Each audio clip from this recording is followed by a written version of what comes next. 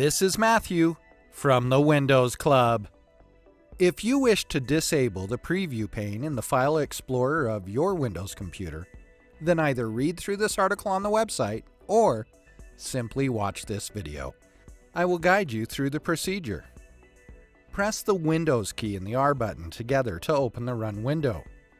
Type the command regedit in the Run window and hit Enter to open the Registry Editor window on your computer.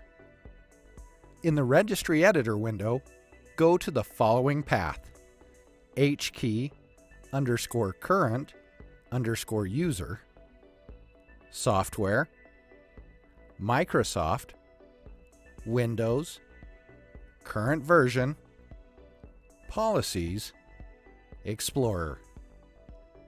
In the right pane, right-click in the open space and select New. Now, click on DWORD 32-bit to create a new entry.